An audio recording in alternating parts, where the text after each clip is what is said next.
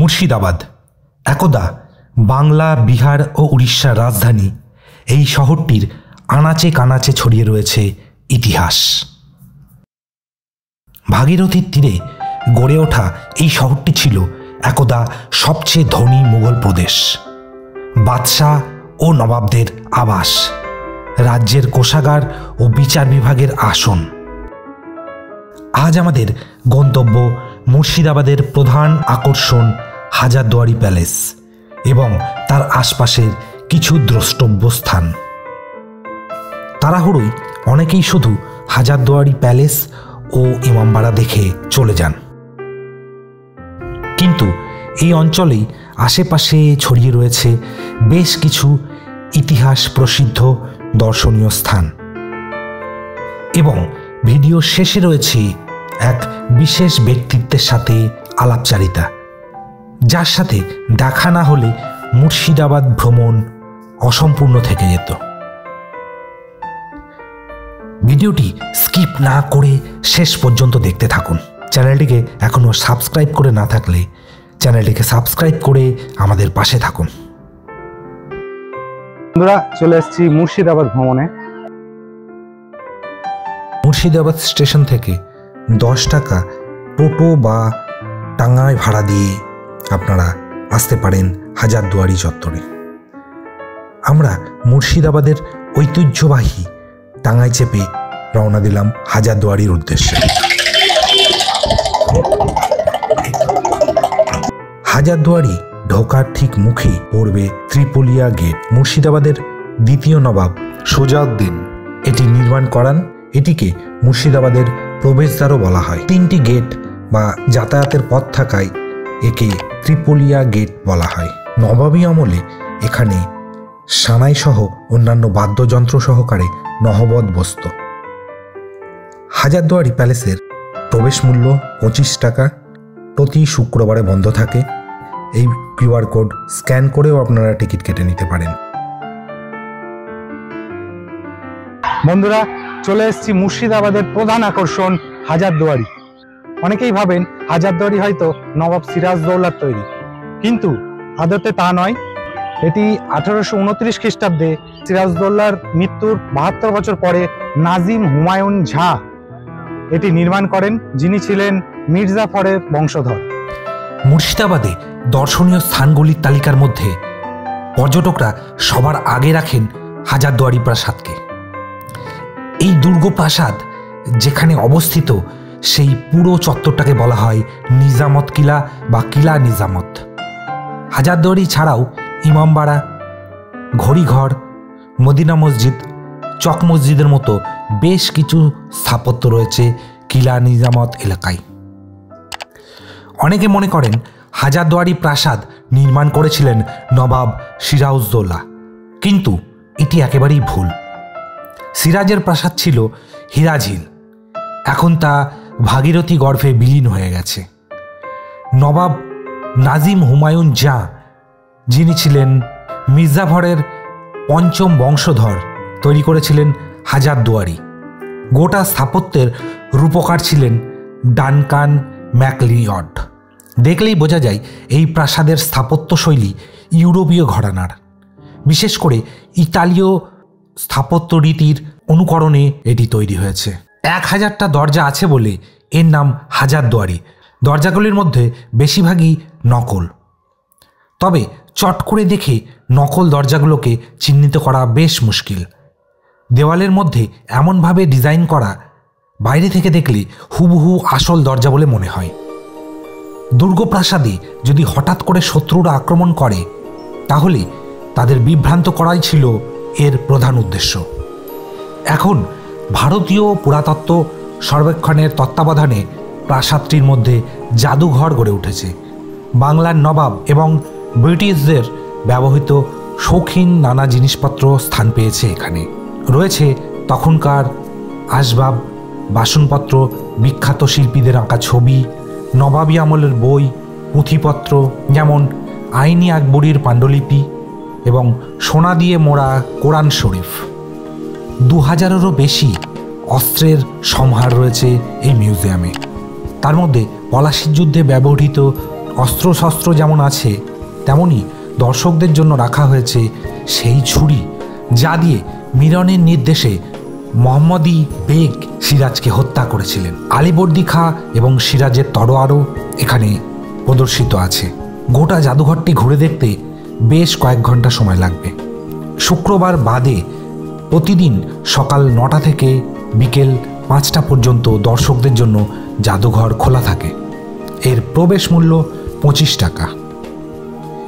এই প্রাসাদটি ভাগীরথী নদীর তীরে অবস্থিত। 3 তলায় ছিল বেগম ও নবাবদের থাকার ঘর, দোতলায় দরবার হল, পাঠাগার এবং অতিথিশালা। এছাড়াও 1 তলায় নানা অফিস ঘর এবং গাড়ি রাখবার জায়গা ছিল। বর্তমানে আর্কিওলজিক্যাল সার্ভে অফ ইন্ডিয়ার আন্ডারে এটি সংগ্রহশালা বানানো হয়েছে। তবে দুর্বল কাঠামোর জন্য দর্শকদের 3 তলায় উঠতে দেওয়া হয় না। হাজারদুয়ারি প্রাসাদ এখন কেন্দ্রীয় সরকার দ্বারা নিয়ন্ত্রিত। এখানে দেশ বিদেশ থেকে বহু ভ্রমণ পিপাসু মানুষের আনাগোনা দেখা যায়। মাসে প্রায় 30,000 মানুষ এই প্রাসাদ ভ্রমণ করে থাকেন।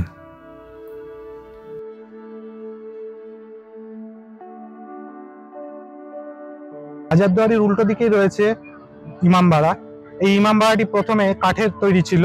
এটি তৈরি করেছিলেন নবাব সিরাজদৌল্লা। পরবর্তীকালে এই কাঠের ইমামবাড়াটি নষ্ট হয়ে যাওয়ায় পরবর্তীকালে এই ইমামবাড়াটি তৈরি করা হয়।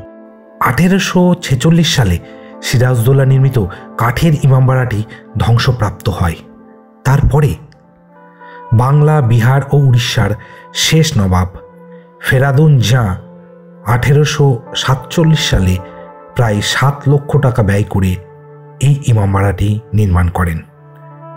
প্রতি বছর শুধু মহরমের সময় এই ইমামবাড়াটি দরজা খোলা হয় এবং এখান থেকে শোভাযাত্রা বার হয়। এটি ভারতবর্ষের সবথেকে বড় ইমামবাড়া।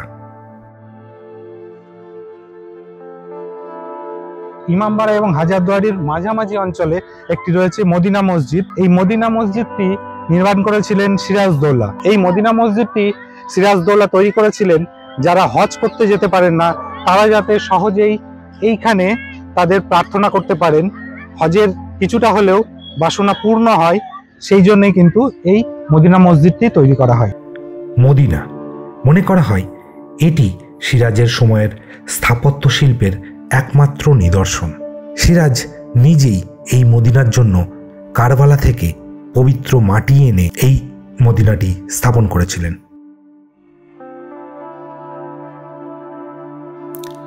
হাজারদুয়ারির উত্তরে মদিনার সন্নিকটে বাঁধানো বেদির ওপর একটি বৃহদাকার কামান দেখা যায়।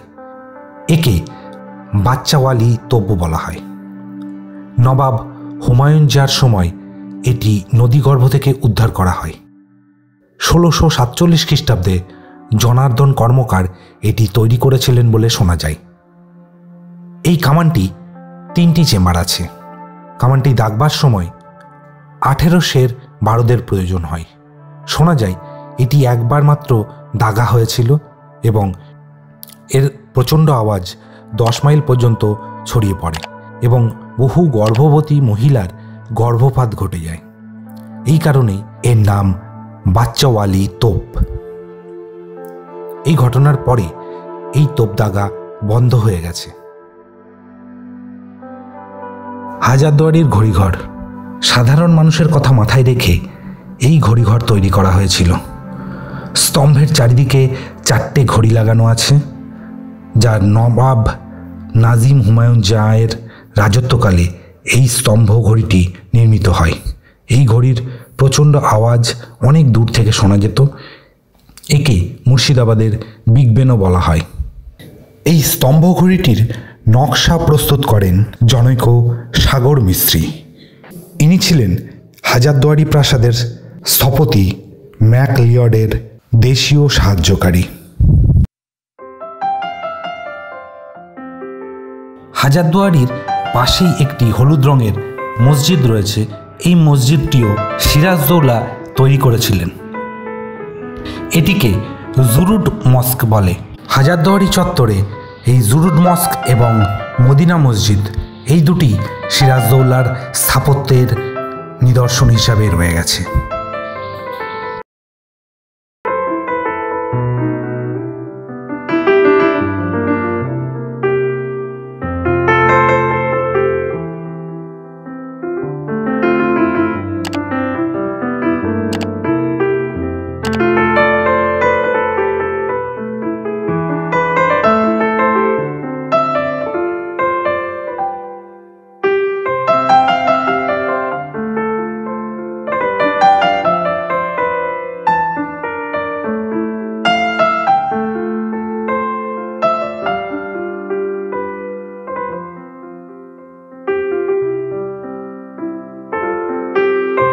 হাজারদুয়ারি চত্বরের ঠিক বাইরে ত্রিপুলিয়া গেটের পাশে রয়েছে চক মসজিদ। এটি নির্মাণ করেন মির্জাফরের স্ত্রী মুন্নি বেগম। এখানে আগে চক বাজার ছিল, যেখানে কৃতদাসী হিসেবে মহিলাদের কেনাবেচা হতো। এটি বন্ধ করবার উদ্দেশ্যেই মুন্নি বেগম এই মসজিদটি নির্মাণ করে। ঈদ ও বকরি ঈদের সময় এখানে অনেক ধর্মীয় ভক্তের সমাগম দেখা যায়। হাজারদুয়ারির পিছনে ভাগীরথীর পাড় বরাবর দক্ষিণ দরওয়াজার আগেই পড়বে ওয়াসেফ মঞ্জিল বা নিউ প্যালেস, যা নির্মাণ করেন নিজের বসবাসের জন্য নবাব ওয়াসেফ আলী মির্জা। এটি বর্তমানে একটি মিউজিয়ামে পরিণত করা হয়েছে।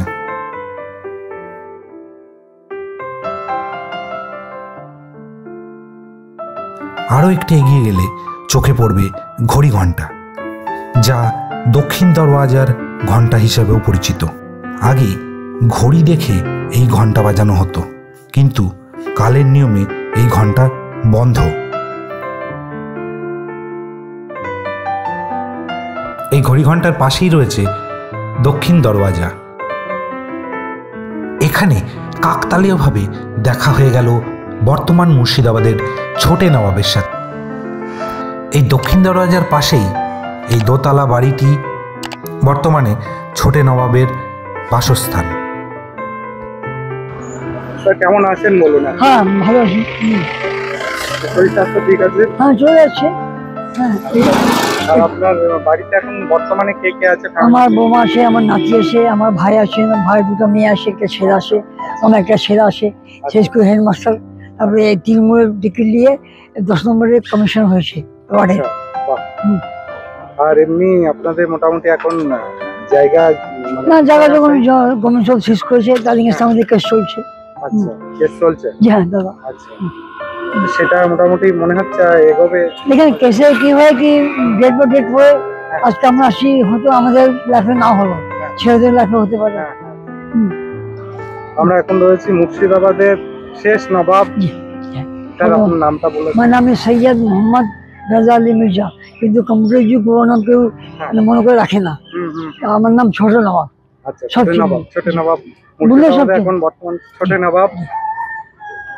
I am the grandson of Nawab Murshidabad. রিলেটিভরা এখন বর্তমানে কোথায় আছে একটু বলুন। রিলেটিভ আরো যে আত্মীয় স্বজন। আমার কিছুক্ষণ পাকিস্তান আছে, বাংলাদেশে আছে, তারপরে আমার যে নিজে আত্মীয়রা আমার মায়ের দিক থাকে, all living Canada, America, Switzerland. America, London, বিভিন্ন জায়গায়। আমরা গেলাম না, আমার মাকে বললেন যে আমি যাবো না, আমি সব ফিরে আসবো। তো আমরা এখানে চলে আসি, ভালো আছি, সঙ্গে দেখা করছি, করছি। মানুষজন আসে আপনার কাছে, আপনার ভালো লাগে, আমার ভালো লাগলো। ভালো থাকবেন। আপনার নাম? আমার নাম দীপঙ্কর। বাহ, ইউ আর ভেরি হ্যান্ডসাম ফ্যান্ডার। Thank you. এই যে স্যার ট্রফি দিয়েছেন আমাদের, রেখে দেবো এই চকলেট। স্যার সুস্থ থাকুন, ভালো থাকুন, সুস্থ শরীরে দীর্ঘায়ু হোক আপনার। Thank you sir, thank you. Orissa, Bengal, Bihar, Orissa. এই যে আপনি দেখছেন না, হ্যাঁ এই যেটা, হ্যাঁ, এটা দক্ষিণ দরওয়াজা বলে। হ্যাঁ, এই পুরো এই নামটা ইমাম বাড়ি দেখবেন। হ্যাঁ, এর নাম হচ্ছে কিলানে জামাত। হ্যাঁ, যেরকম আপনার ইয়ে হয় আপনার রেড ফোর্ট, হ্যাঁ হ্যাঁ হ্যাঁ, এরও নাম ছিল কিলানে জামাত। আচ্ছা, হ্যাঁ, তো এখানে আমরা এখানেই আসি। দেখ, আমরা বিদেশ গেলাম না, আমরা খুব ভালো আছি। হয়তো আপনি আমাকে জানবেন না, প্রেসিডেন্ট, আমি মুসলমান নবাব পরিবারের লোক, কেউ আমাকে পুজোতে সম্মান দেয়, আমি ভিড়ে কাটি, পুজোতে অঞ্জলি দিতে যাই। আমার মধ্যে কোনো বিরোধ নেই। আমি শ্মশানে যাই, কবরস্থানে যাই, ধামে যাই, মন্দিরে যাই, বুঝলেন না, মন্দিরে যাই, আমার কোন দিদি আমার মা বলে কিছু মনে কেউ খুব কাটবে, সবসময় সম্মান দিবি, সম্মান। এরা আমার কাছে নিয়ে আসেন, হ্যাঁ ডাক দিলে আমি নেমে আসি। ঠিক আছে।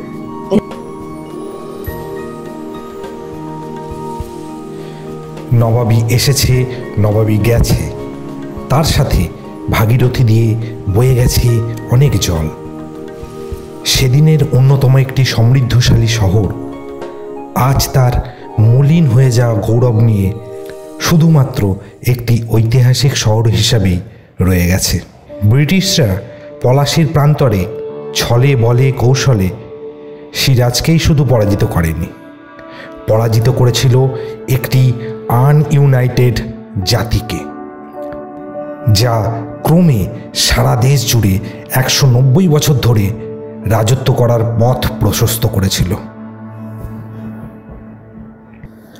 আজ বৃষ্টি ভেজা মেঘলা দিনে মুর্শিদাবাদ পৌঁছে কেমন যেন নস্টালজিক হয়ে পড়ছি। কত ইতিহাসের সাক্ষী হয়ে নীরবে দাঁড়িয়ে রয়েছে এই ঐতিহাসিক শহর।